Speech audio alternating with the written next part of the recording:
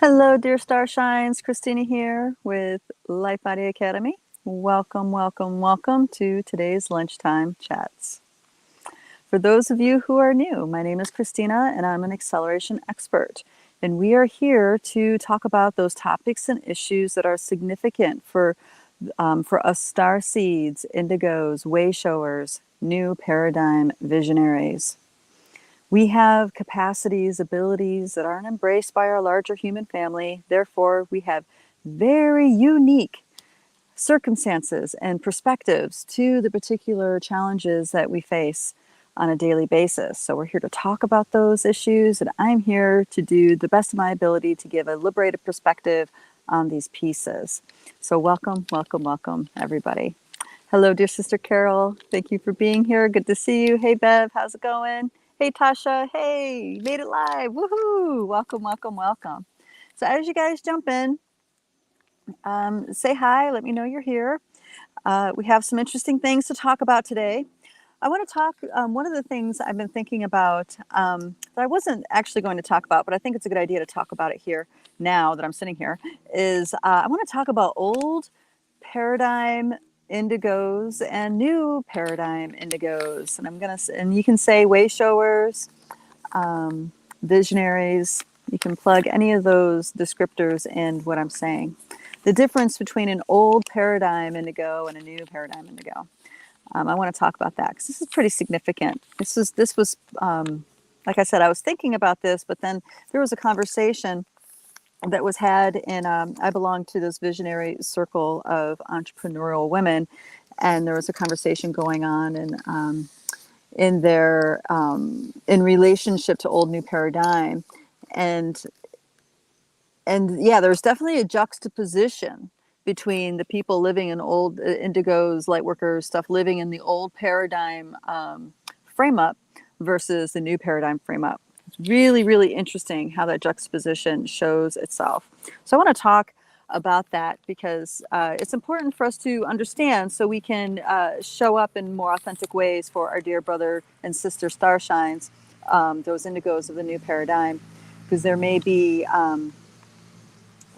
there may be some pretty significant differences and perhaps differences that we find it difficult to see through. So that's what I really want to boil things down to, and that it's actually all the same. We just don't realize it because of where we've come from, the conditioning that we come from. And then I'm also want to talk about why is love so difficult? This is a little continuation from the twin flame conversation that was a few weeks ago. I want to talk about that because it doesn't make sense why it's so difficult. It really shouldn't be such a big deal, but yet it is for so many of us, especially if you've had twin soul, twin flame type experience in your life, or I should say false twin soul, false twin flame experience in your life. And if we have time, I want to go into ways of engaging the elemental realm. Because that is an interest that's repeatedly brought to me, especially in the context of being in contact with beings like Sasquatch and the different beings of the Fey realm, stuff like this. So I wanted, if I have time, I want to touch on more things about that. If you guys didn't catch it, I did two very short videos that I posted where I talked about little tidbits about connecting with the elemental realm. And if you guys, they're only like a minute to, well, one's a minute and a half and another one might be a little bit longer, maybe 3 minutes long, but it's just a real short tidbit on what you could be doing if that's something that is calling you, if you're drawn to want to build a connection, a relationship with the natural world in the Fey realm. All right. Hello, dear sister Lisa Marie, made it. Woohoo! So good to see you, darling. And Vision Shanto, welcome, welcome, welcome. Hey, Joanne. Aloha, my love. All right, so let's go old paradigm indigos versus new paradigm indigos. Okay. So now there's a set of understandings that come with old paradigm reality that is very, very different than the new paradigm. And I feel like there's some pieces here that, well, it can be a little bit troublesome to digest, and sometimes it gets in the way of us like really uniting completely. And This is a conversation that I've had with Ray, dear sister Starshine Ray. You guys probably heard her, seen her comment and stuff here and there. She also does the planetary activations and other free planetary activations of light body. She's been doing astrology for well over 50 years. And so she's, Ray, if you don't mind me calling your age out, I'm sure you're going to be fine with it. We've talked about this. She's, she's 70, early 70s, and she goes to a lot of the events that I go to, and we do things together a lot. And she made the observation just recently that she was definitely the oldest person in the group. And I started thinking about that, because see, this is all right. So just to share a little bit of wisdom that I learned from working with the Tao. I'm talking about Taoist masters, not just Taoist masters, but specifically Taoist masters that teach about immortality, that teach about the human condition and how to transcend it and live beyond what the paradigm of the age will allow. So there are immortal masters walking this land. I don't know if you guys know that there are true immortal beings walking this planet. Okay. They're not, they're not on TV. They're not writing books. They're not out there in the world as far as being visible. You only really see them if you come across, if your guys' paths cross at some point in time. And then there's also degrees of immortality. So an immortal master could be in a physical body, but also could be in a spiritual dimension that conveys teachings. So on one level, immortality means that when you leave this biosuit and come back again, you retain all of your memories. That's one level of immortality. This does plug into the old paradigm, new paradigm, indigos, I promise. I just have to get there. So there's that level of immortality. And then there's the immortality as far as being able to lengthen the time you have in a biosuit, as in be here for 100 years, 200 years, 300 years, even more. There's that level of immortality. And then when you complete your cycle on this plane, you samadhi, you have a conscious death, and you leave the body. And again, when you come back again, you retain all of your memories. And then there's the other kind of immortal master where when they decide their time, they're living outside of time, but when they decide that their cycle is complete on this plane, they dematerialize. And we have stories about these sort of masters. One of them was was well known in the 80s and 90s. He named himself Ramtha the Ram. I don't know if you guys remember that one. I mentioned he really sticks out in my brain because I actually was experiencing dreamtime teachings with this being for a while when I was being exposed to that work. So there's different levels of what one is called immortal. But the Tao and other ancient lineages have successfully produced many immortal beings. And not just the Tao, the Toltec, the Naga lineages, which actually transcend continental and continental locations and cultures. But these traditions successfully produce immortal beings. And one of the big teachings that really stood out to me, this is when I was in Thailand working with the immortals at Tao Gardens. They said something so they talked about, in order to truly step into your purpose, as in why your soul has you in body right now, it requires unwinding and shedding all of the conditioning and belief systems in your biosuit that you inherited from your ancestry. And the ballpark is that it takes 40 years of dedicated practice, 40 years of dedicated work to unwind all of that inherited conditioning and belief systems from your heritage. Okay. Only after that is your vessel clean enough, clear enough to step into your true soul purpose, like live it 100%, okay, of why your soul has you incarnating here on this planet. Now, there's something really insightful about that. And I don't know, you guys, does this sound kind of crazy? Or does this sound like something that resonates for you? Right? And please let me know if this is something that resonates for you. Because all of us, I know, all of us here in this group, we've all been working hard, doing our thing, you know, clearing, healing. You know, we've been dedicated to our growth, our spiritual, whether you call it spiritual growth or not. You know, we've all been dedicated. I'm willing to bet all of you here have been dedicated practitioners for quite some time. Okay. So when we take this understanding that I'm talking about and look and transfer it over to looking at the old paradigm indigo versus the new paradigm in indigo, truly, this is where we can see the fruits of our labor, okay, as old paradigm indigos, okay?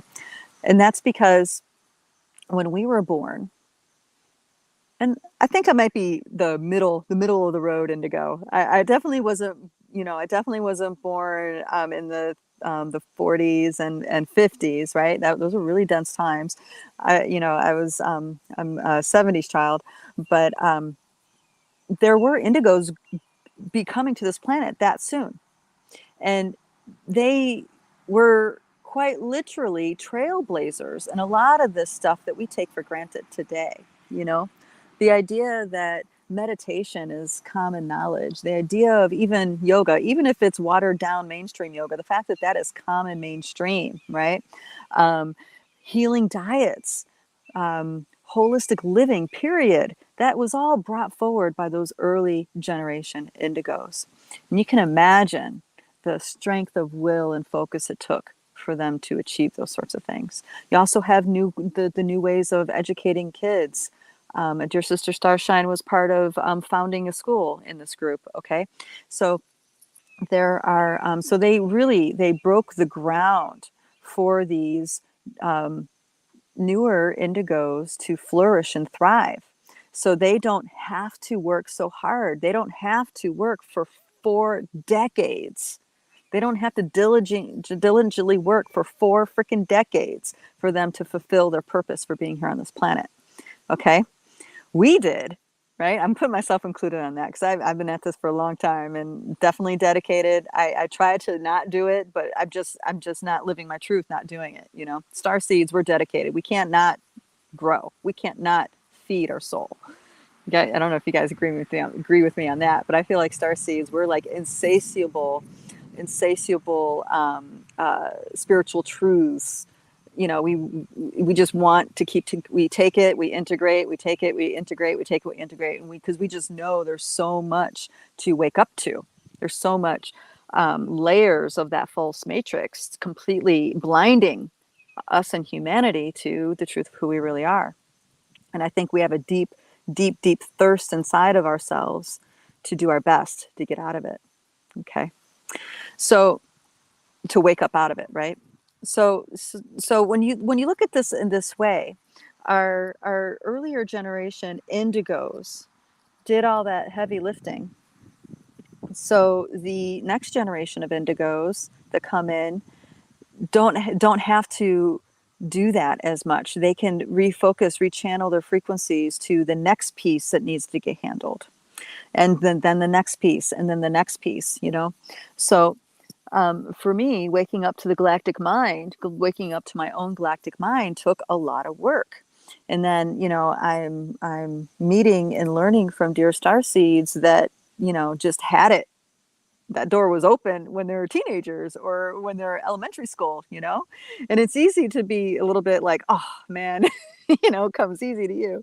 I had to work for it, you know, to have that kind of attitude. But that is an old paradigm attitude. That is an inherited attitude because we have this belief system that we have to work hard for what we get. And if it's not hard work, then it's not as worth it. You know, these are old conditionings from our ancestors that we still are unwinding from our system. So this is important to recognize because so we can mitigate or minimize the clashing that comes between these generations.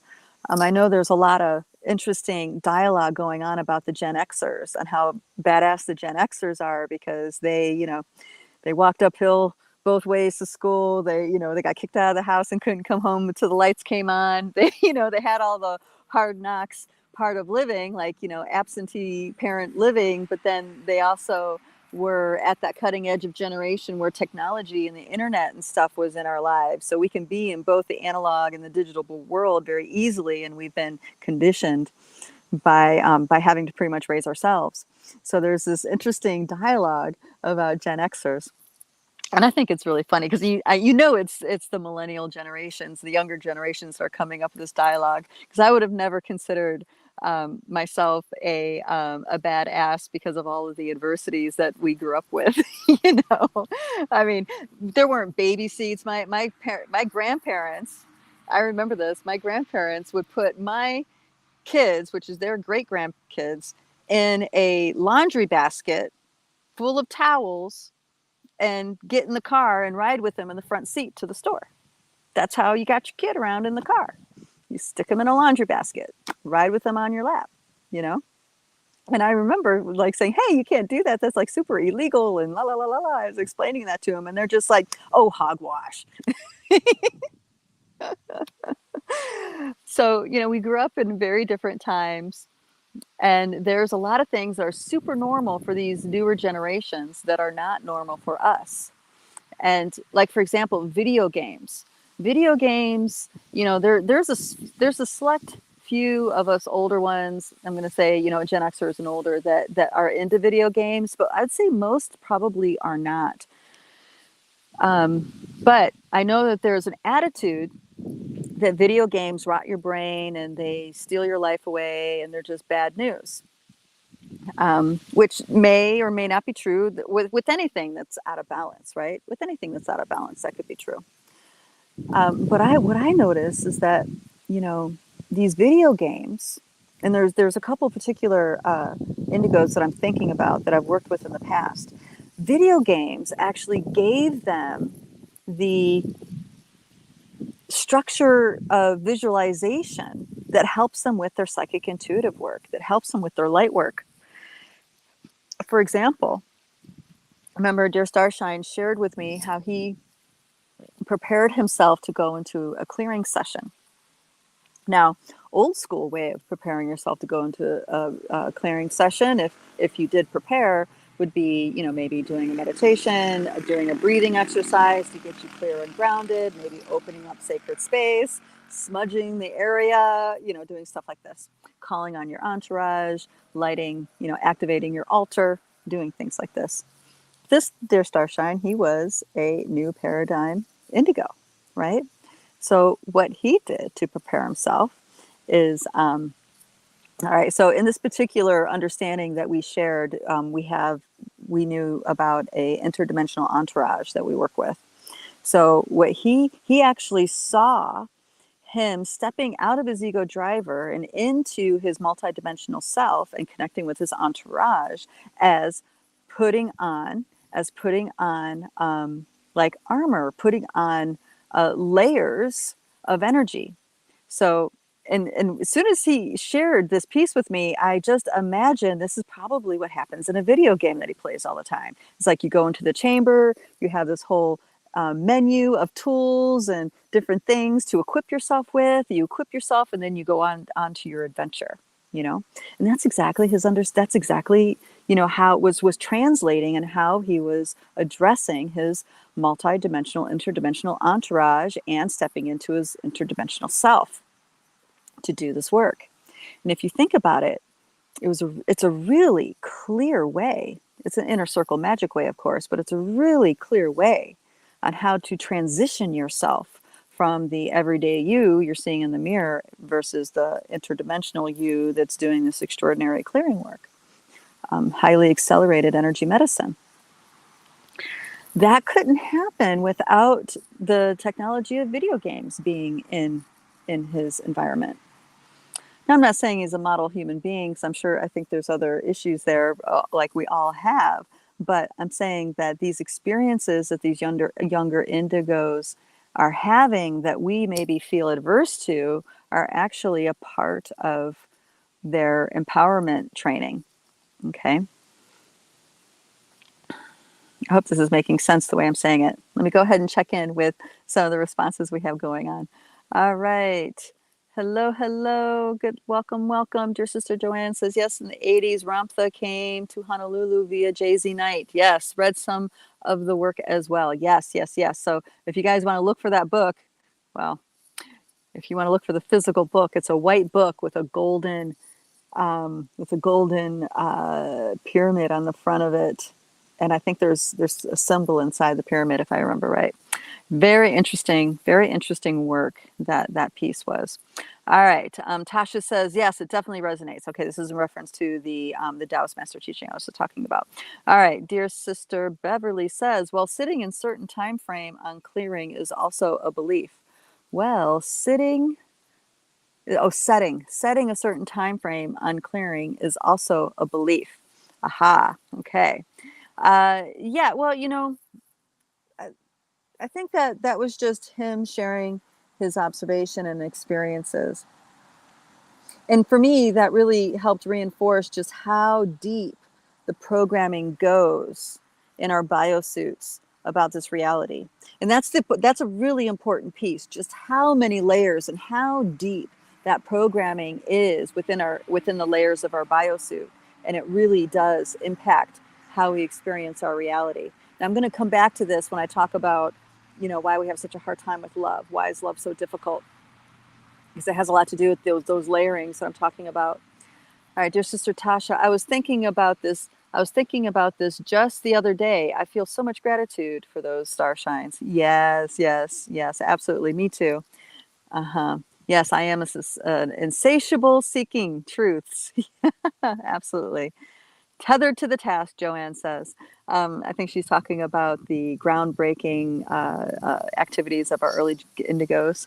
All right, and dear Sister Joanne continues to say, I believe that extreme focus on safety is a piece of the agenda for us to focus on fear instead of trusting our innate abilities to operate safely unless off-center. All right. And then we have dear Sister Starshine Tasha says, I was born in 84 and have always felt like there was more to what I have been told. I still have that a lot to unwind though. So grateful to be here with you all. Ah, thank you, darling. Yes. Awesome. Thank you for that. Okay. Oops. Uh-oh. You're up. Oh, wow. Look at that. It's posting. It's interesting. I don't know how to make it not post. There we go. Okay. Thank you guys for that feedback. So, so part of, ancestral, this is partially why ancestral clearing is so powerful for us in the here and now, because all of these unresolved issues that our ancestors died with continue within our own DNA. We inherit everything that was unresolved. And you can imagine generation of humans that are asleep and not knowing how to resolve these things, or even know that it's important to resolve these things. So it's like we have hundreds of generations in many cases of unresolved issues. Think about hundreds of lifetimes of unresolved issues on top of your own Akashic records of unresolved issues, right? Yeah, so you can see why you start to get a sense of these layers.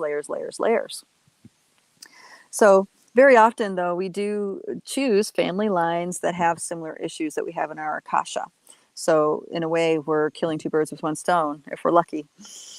And the fact that we can clear these accelerated times are allowing us to clear as much as we can, or as much as we are these days, really is a miracle. So this also accelerates that process where it doesn't really take 40 years to clear it all out. It doesn't, so nowadays, for, like for me, for example, I think I was able to clear most of that out in about 25 years. So I cut that almost in half. And I really didn't start stepping fully into my purpose until my kids were older. And, I would say it was probably 2014 when I was really stepping fully into my purpose. And believe me, my purpose was not what I thought it was. Matter of fact, it's the opposite of what I thought it was. That's how thick our blinders are. Because we're trained to believe the opposite of what is true. We're trained to make ourselves wrong. You know, all that conditioning, not, you know, from those different layers, are training us to look at the opposite, you know, to not truly not recognize the truth when it's in front of us. But nowadays, these indigos don't have that. Many of them today are being born already awake, completely awake. They don't need to go through this, and you know that's all of our work. But does that make us irrelevant? I'm going to say our older ones. Does it make the older ones irrelevant? And I'm going to say absolutely not. Absolutely not. We can further accelerate our being, our path by embracing these younger generations and recognizing the truth of what's going on here. We can benefit from the additional encodements that they're bringing forward. Like I just went to, and many of us in this group actually went to a womb space healing weekend with Marguerite Rigo Glioso and two younger indigo ladies. And it was really spectacular. That whole thing was really spectacular. I loved it and got so much out of it. And it just, you know, and that's where these thoughts started was, you know, these younger ones are really tuning into some great stuff. Now, and it's also it's not good to compare. It's really important for us to celebrate that this news is coming forward, celebrate that this awareness is able to get out there on such a mass scale, because 10 years ago, 20 years ago, this could not have happened. That kind of information could not have been well digested. People maybe would have been able to sit through and hold their consciousness while going through the first day, but definitely would have been leaving their bodies and not being able to stay conscious for the following days, you know? So, and it was a really beautiful compilation of like maiden, mother, crone, like literally mother, crone frequency. So they really were able to fully encompass the different aspects of the ancient concepts of the goddess, you know. So there are so many things that they did right in that work, in my opinion. But this was, you know, this is what happens. This is the synergy that happens when you have multi-generations coming together for a purpose. And this is what we need to pay attention to. Multi-generations. You need at least 3 generations of teachings, of beings, right? To have a well-rounded, full spectrum teaching these days. Okay. You can't just have the one. Okay. You need to have 3 generations. And this is important. So we don't, sorry, that was a really big, really big bug. I wasn't expecting that to be hovering on my elbow. So it's important for all of us to see our commonalities and see our purpose and be on board with what we're sharing together versus what those differences are, you know. And this is also where that conversation, that visionary circle started to come into my awareness, because we were talking about learning and conditioning and stuff. And there are ladies there, the really well-trained professional ladies in light worker world that are, you know, they're in their faith, they're in their tradition that they're in, but they still believe that they are the ones manifesting this world. They still believe that they are the ones navigating this life. Okay. And as you guys know, multidimensionally speaking, you're not. Your ego driver is the toddler in the baby seat. Really, your soul is the one. Your soul decisions, that's actually the force that's driving your life, that's creating all of these events. And sure, if your ego driver is riddled with blind spots, you're going to have all these experiences happening over and over again without end until you wake up to the bigger purpose, right? But other than that, that's the role. That's the only role of power the ego driver has, is its ability to be present with what's going on, right? So I didn't drive that point home or anything, because I know, people are on the track that they're on, and if it's working for them, great. Let's, keep going, keep doing that, because there's people that they could be helping. But I wanted to say something. I just wasn't able to, because I was multitasking and all that other stuff. Anyway, so this old paradigm, new paradigm thing is really, really interesting, and it's bringing all these things to light. Our conditioning, beliefs, and other sorts of things. But let's keep going. So, I'm talking about all it being our bioseat being imbued with belief systems and unresolved issues of our ancestry. Let's tie this into, why is love so difficult? I'm talking about that really powerful, out of this world bliss love that you would have with a twin soul, twin flame kind of thing. Okay. And this is really, and some of what I'm going to say might be difficult to hear, but really I'm saying this to, perhaps it'll allow those of you in this experience to let yourself off the hook. Okay. So what happens when you have explosive love like that comes into your life? It's amazing. It's blissful. It's like explosion. Your heart's so big, and you have so many deep realizations and growth and all these amazing things. But over time, things start to happen.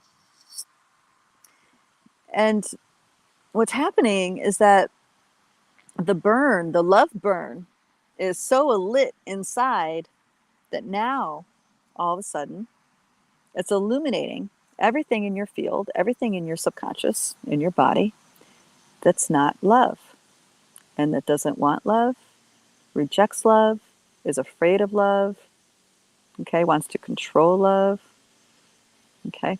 So pretty much it illuminates all of our shadows, like huge amounts of our shadow work, our shadow stuff, all at once. That's why these relationships are so intense, because it is the layer upon layer of shadow within the subconscious. Your ancestry, your biosuit gets illuminated, and our control mechanisms start kicking in. We start feeling maybe jealous, or we start feeling controlling, or we don't feel comfortable being completely honest with our truth. We're not able to be truthful, or maybe we become really hurtful because we get hurt in certain circumstances, right? So our shadow self comes out with vengeance, and it's a difficult thing to navigate. It's really rough, especially when both people are not awake yet to their real truth, to their authentic truth inside. Okay. What do I mean by that? I know, because people are like, I'm real with myself. What are you talking about? I'm talking about blind spots, folks. I'm talking about blind spots. Quite literally, something could be standing in front of you, and if you have a psychic, intuitive, emotional, spiritual blind spot to it, you will not see it. You will not see it. It could be right in front of you. It could be tapping you on the shoulder, and you're going to look every direction except in the direction where the tapping is coming from. That's how blind spots work. Okay. This is why I'm so passionate about unwinding our blind spots. So, because as soon as you have that experience of unwinding some blind spots, then you really check yourself, like, oh, okay, I thought I knew, but I actually don't, right? I thought I had a clue, but whew, I don't. And that helps, that humbleness helps us be less rigid in our mind, less rigid with our belief system, less rigid of what we think is wrong and right. That those direct experience humble us, so we can be open in the unknown. We can be open to what we don't know. What we don't know, we don't know. Okay. So there's more to it, though. There's more to it than that, because it's just not the conditioning of ancestors and your soul's journey. It's also interdimensional interference, and I'm talking about the power over dynamic agenda.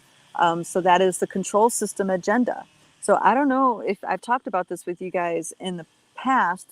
I may have mentioned it, but there is a galactic cosmic empire, a control system that is massive. It's in scale, cosmic in scale, and it takes over galaxies.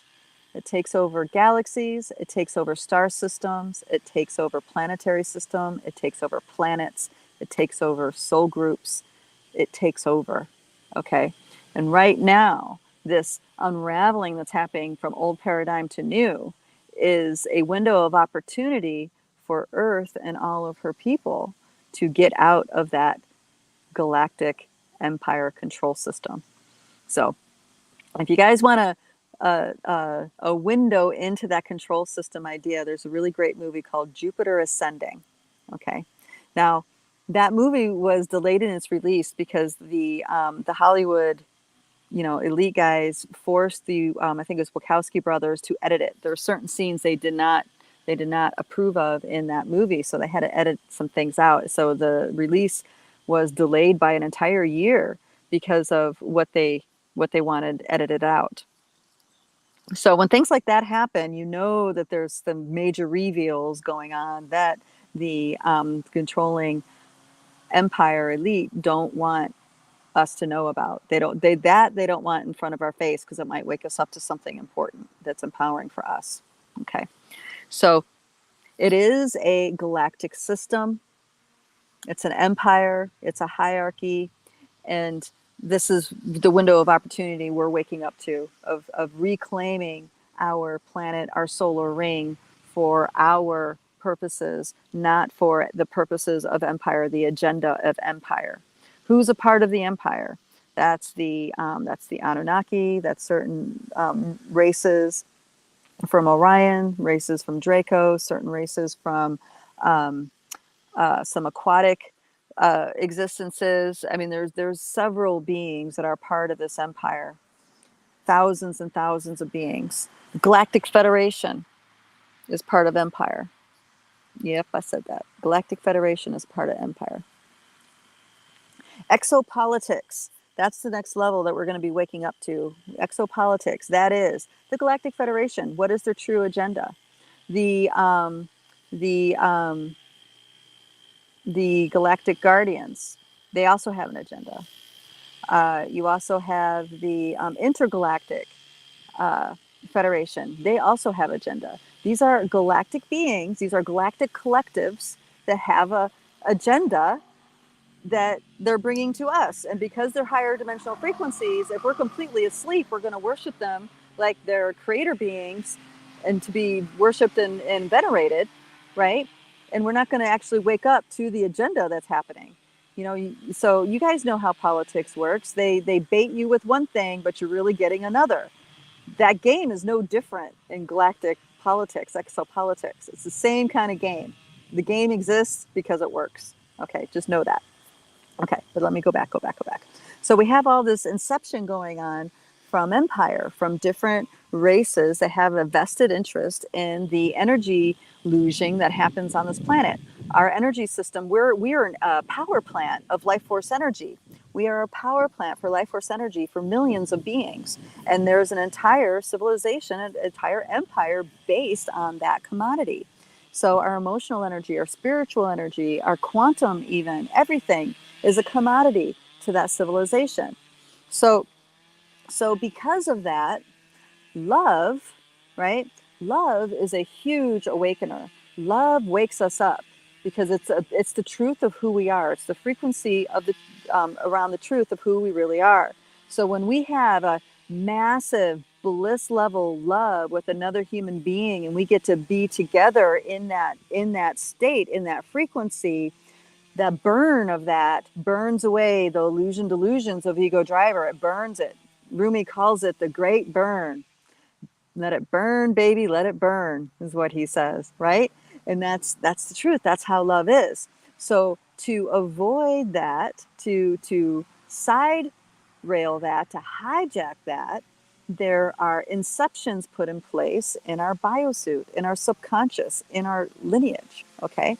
And they come in the form of implants. They come in the form of implanted traumatic memories that actually didn't happen. There's this phenomenon, and I was speaking with Starshine, I think last month about this. There's a phenomenon about Zeta Reticuli abductions, right? Lots of them.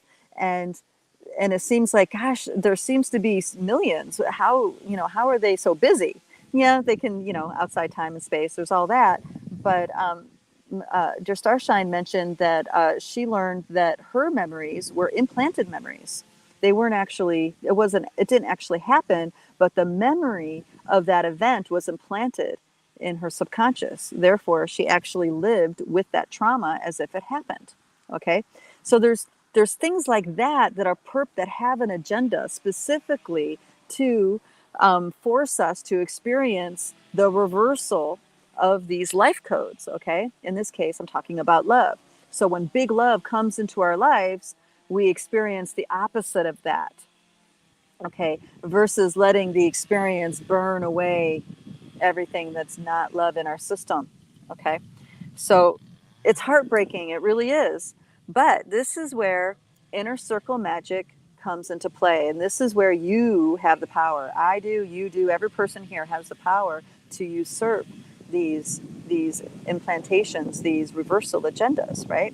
And that is by working on the fact, or realizing the fact that that big love, that huge explosive bliss love, is a capacity. All right. And it's a capacity that you have. It's your capacity to love.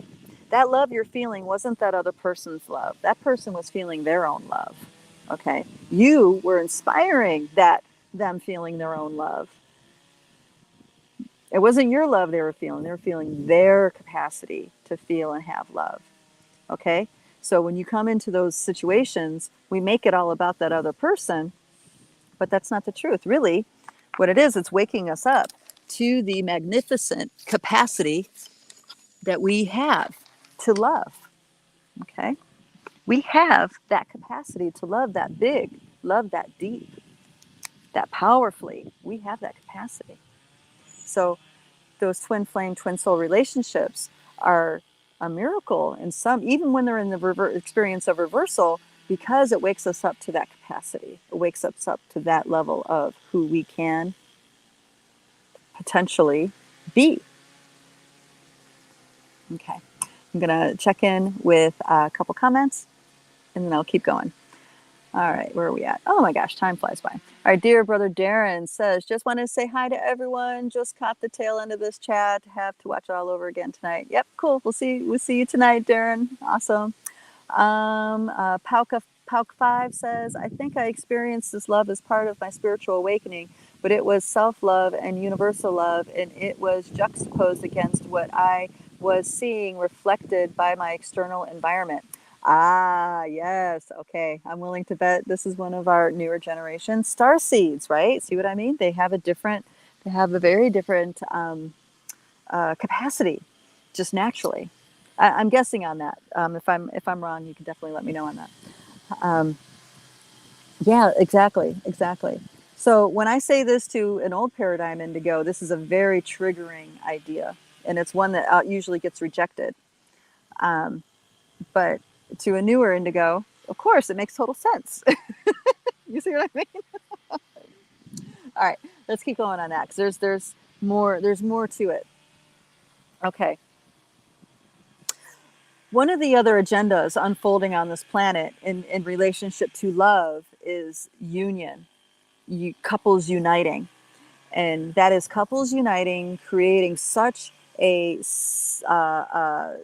consolidated, focused love field and reprocreating within that field.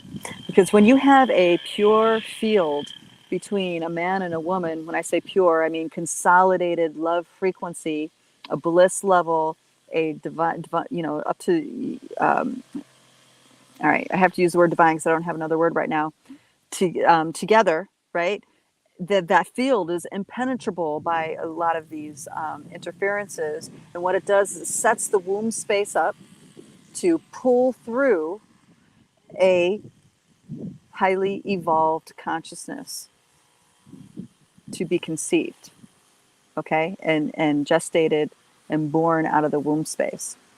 So that is something that this empire agenda does not want to have, because the more self-realized beings we have on the planet, the more difficult it is to keep us asleep in that false matrix. For example, the coming of an avatar. There are stories throughout our histories of avatars coming, such as Krishna and Jesus and other beings, right? The Christos. When they're on this planet, no one can lose. No one can capitalize on the commodity of lose on this planet. All those beings that were untouchable when you have a fully realized avatar on the planet. All bets are off. Okay. And this is why they had to hijack the Jesus story the way they did. They had to hijack it, or else his teachings would truly illuminate us all. Okay. But instead, they use that energy to weave in a story that we crucified him, right? Which is actually the crucifixion of our own consciousness. He was celibate, right? Which is not true. Every fully self-realized human comes with a consort, an equal and opposite sex. Okay, this is so they can hold a fuller spectrum of the consciousness. So, the less evolved self-realized beings that are here on this planet, the easier it is for us to stay asleep, be kept asleep in this matrix, in this false matrix. But this is why the window of opportunity is, the aperture of that is getting bigger, bigger, bigger, because there are more and more new paradigm starseeds coming to this planet every single day. They are being born awake. That means they are being born with these fields open and alive around them. Okay.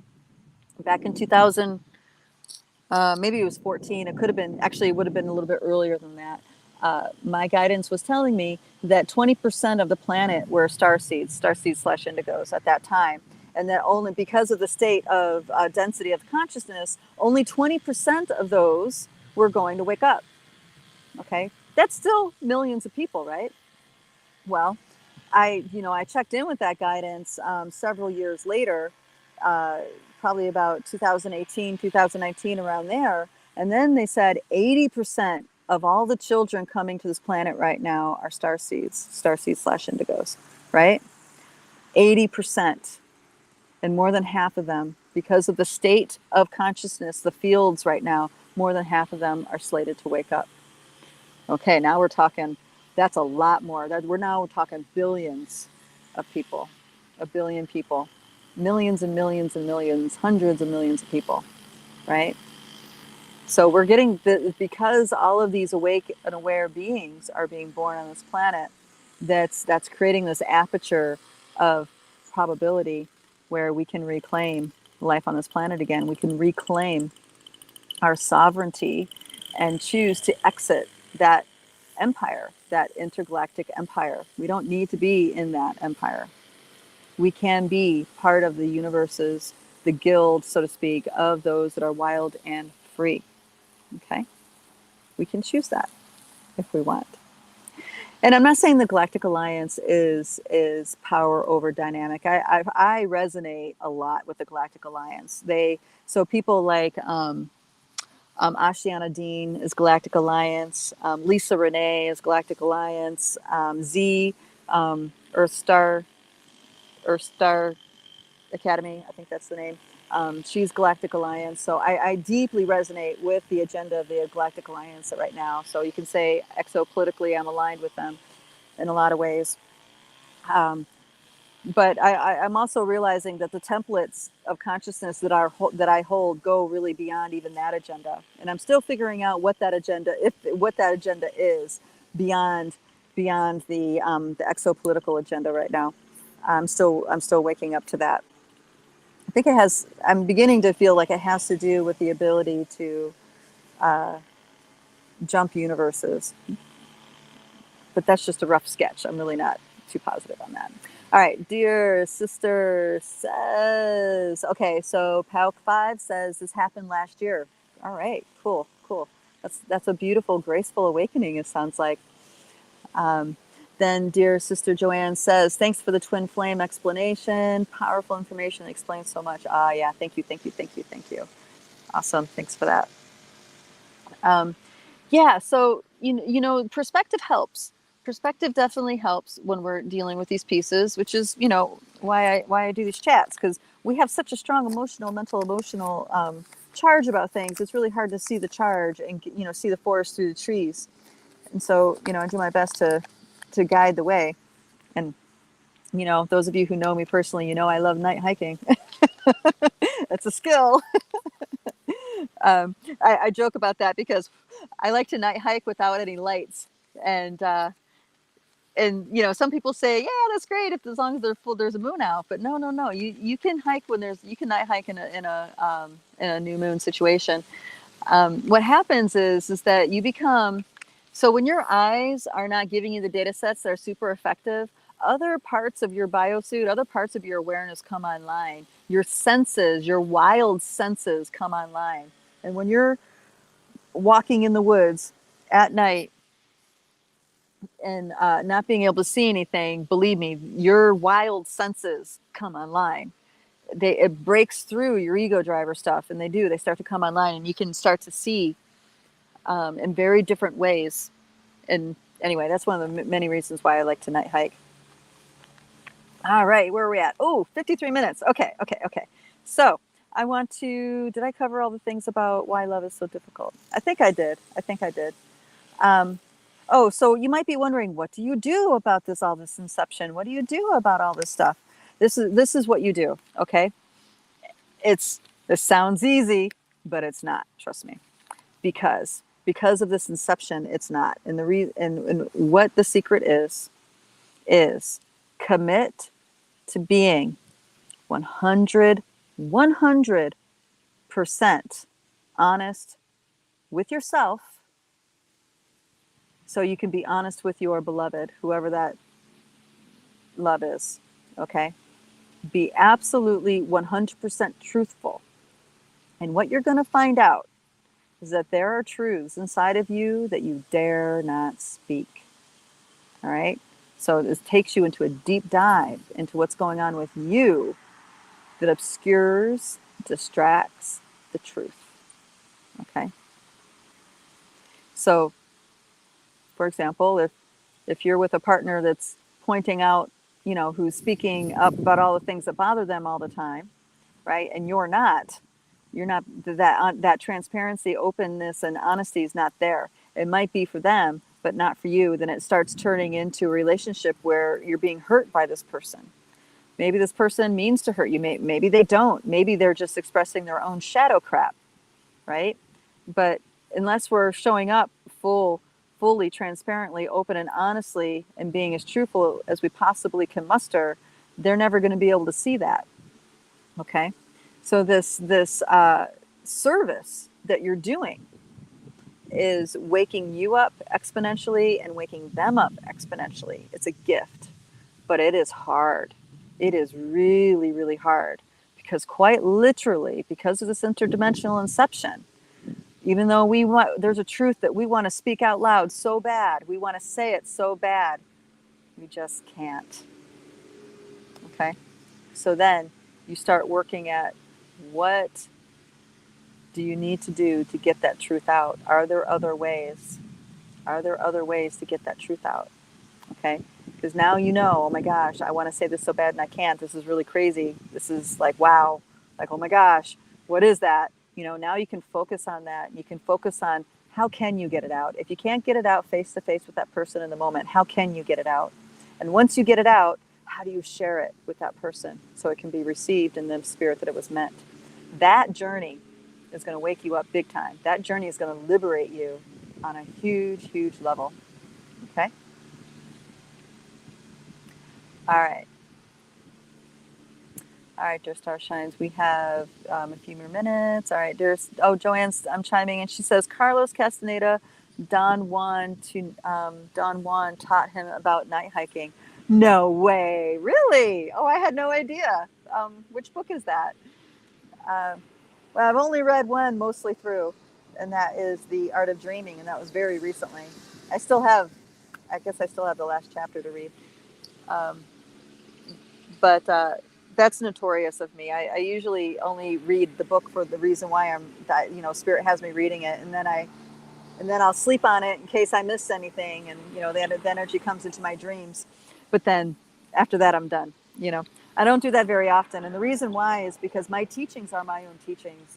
And if I read about these teachings from another source, I would not I would not be able to trust that these are my teachings. You know what I mean?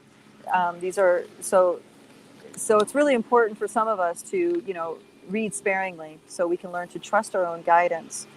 I love it when little synchronicities like that happen. I get a lot of validation too from people who study the deep mysteries of the not just the Tao, but the Tibetan practices and Toltec practices, the Nagas.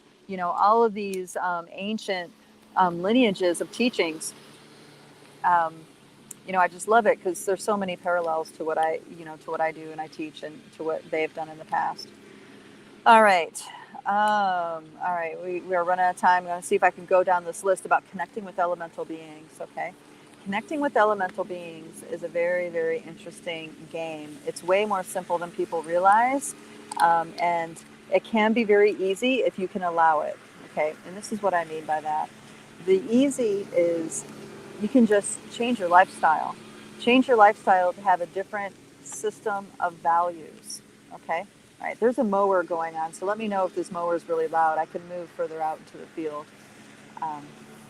Okay, and what I mean by that is, for example, that video I did about collecting wild and free spring water, that water is encoded with the energy of the lands here, of the mountains here. These mountains are magical. These mountains are amazing, the Appalachian Mountains. I don't know if you guys know about this, but there are some really beautiful, pristine places here. They're secret, though, and the locals are not going to tell you. They don't want people coming, so it's not something that is well known or passed on or there's a blog about. They prefer to keep these things to themselves for the reason because they don't want it to get spoiled by lots of people, which we can relate, I'm sure. I mean, look at Sedona. Anyway, so there's that. There's the water principle. But then there's also, that principle of understanding that everything you put in your body is information. So if you're eating locally produced vegetables and leafy greens, especially leafy greens, then you're getting the energy of the land. Your body is being informed on the status of the land, the health of the soil or the lack of health of the soil. You're getting informed on all these levels. So if you just do something like that, adapt that into your lifestyle and into your value system, you're going to start tuning your body to be naturally or more inclined to be in sympathetic resonance with the land that you're living on, with the landscapes. Okay, so this is also a secret to healing diets like macrobiotics and other kinds of healing diets. They often talk about eating according to it's okay, eating according to the seasons and to what grows on your land naturally. So if it's in the middle of winter, you're not eating bananas and strawberries, right? If it's in the middle of winter, you're eating things that keep over the winter. You're eating vegetables that can grow over the winter, which, believe it or not, vegetables do grow all year round, like potatoes and kale and mustard greens. These hardy vegetables grow all year round, slowly, but they still grow and they can withstand the frosts. Okay, so just by doing this kind of thing, you can really give yourself a leg up in tuning into the elemental realm, fey realms even. Okay, the next thing to do, I'm just going to run off the list and not elaborate too much, is, okay, and I mentioned this in the video last, which is talk to the land, engage with your land. In the little short video that I did, I talked about setting your intent, telling the land you want to be an ally. It's your heart's desire to be in allegiance with them. And how can you help life around you? How can you help the living, the landscape and the plant realms and the different realms around you? How can you assist and complement them? There's that, but there's more. You can sing with intent. Like sing a song to a tree, sing a song to a forest, sing a song to the birds. Okay, you can play music to the fey realm. You can play music to the trees. You can play music to the birds. Okay, you can play music. And remember, this is frequency. So sound, even though you think it's just going off in the ethers, when you're combining it with your intent and your focus, you're actually getting their attention. You're getting the bird's attention. You're getting the tree's attention with your focus and your intent. That really does happen. Real quick story. I don't know if I shared it. If I shared it already, I beg your pardon for repeating the story. But real quick story is the other day I bought a harp and I was playing it outside, and I finally got a song right that I've been trying at for a while, and I dedicated to the trees and to the birds. And in this area, there's times when you don't hear any bird calls, which is very, very unusual because this is a heavily forested area. And I noticed there was an absence of birds, and I was wondering, what's up with that? So I dedicated it to the birds, and so I played my song and a couple other things, and I looked up, and there were three little bluebirds just off to the left of me. Bluebirds, which are my favorite birds. I don't know if you guys know bluebirds. They have like an orange belly, and the rest of them is blue. They have a beautiful song. Anyway, there's three little bluebirds, and to me that was a sign. The birds were telling me they heard them. The spirit of the birds told me they heard them by doing that. So it can be something as simple as that. You can read out loud the book that you're reading currently. You can read it out loud to all the creepy crawlies in the tree. You can read to the tree. You can read poetry. You can, anyway, the thing is, it's about engaging. Engage. And the more regularly you engage, the more nature gets to know you. The more that tree gets familiar with you. The more the birds get to know you. You see what I mean? The more they get to know you, that relationship starts happening both ways. And as nature gets to know you, that opens the doorway for the Fey realm to start engaging with you. Because most of the time in the beginning, they engage with you via the language of nature, like serendipity, synchronistic signs, like, for example, those three blue birds. That was something that was very significant for me. That really meant something, versus to somebody else that maybe would not have been so serendipitous. So engaging in all different ways. That's the other thing that you do. And then after that, or if this is something that's interesting to you, is start gifting. And I don't mean just like leaving gifts out for fairies or gifts out for trees, but start doing things as an act of love to the nature around you. Start doing things as an act of gratitude, as an act of appreciation to the natural world around you. Okay. And then the last thing I have on my list is engage in dream time.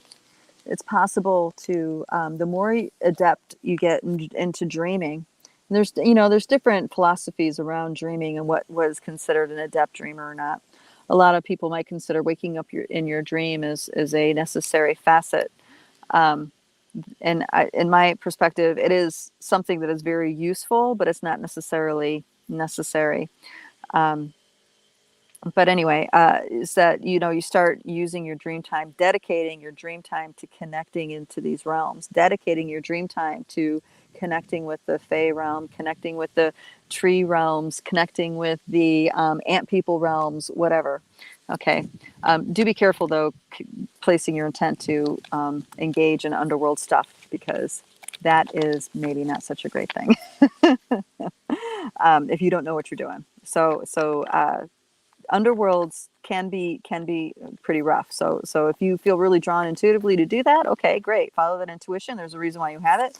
But if you feel uneasy about it, I'd say just hang that part up until you get more information, until more things unfold for you. Okay. And that is it for me today, darlings. Thank you for being a part of this conversation. If any of these pieces landed for you, please let me know. You can go ahead and put things in the comments of this video. And if you know anybody that can benefit from this chat, please share the link. Let them, let them know that we're here and we're having these conversations, and they can engage in this community and contribute into these talks. So if you want to contribute into these talks, if you're not already a part of these groups, we have the Rise of the Multidimensional Human group on Facebook, and then we have the Multidimensional Human group on Telegram. Those are the main sources. There are some other ways that people can contact me too, but usually those are the sources where the conversations happen that I check out.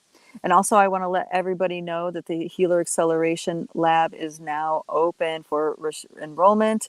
It's a soft opening right now, so there is an application process. So if you guys are interested in studying, going into a much deeper dive of study how to accelerate your healing abilities, I encourage you to to reach out to us so we can send you an application and see if you're a good fit for the program. The first module of our program starts in October, and we are doing we're doing a facilitator series on recapitulation and death rites. How to use recapitulation to release bound up life force energy within the body to help advance and enhance your dream time, but also to help with a transitioning loved one, make an easier transition. And then that's why the second half of that is followed by death rites. You can do death rites for a beloved at their time of passing, and you can liberate them from so much of that energy of unresolved issues. Your entire lineage benefits from you doing death rites for a beloved. And the cool thing also about death rites is that you can also do them for those who have passed long ago. So this is another facet of a way to clear your ancestry, and that is by calling on past deceased loved ones and doing a death rite for them, releasing the energy that was unresolved for them at the time of their passing. So that's our first module going on in October, November, and after that we're going to be going into the sacred keepers. But if, like I said, if this is something that interests you, please email us. WeCare@lightbodyacademy.com. WeCare@lightbodyacademy.com. All right, darlings. Thank you, thank you, thank you. Mwah. Have a good day. We'll see you next time.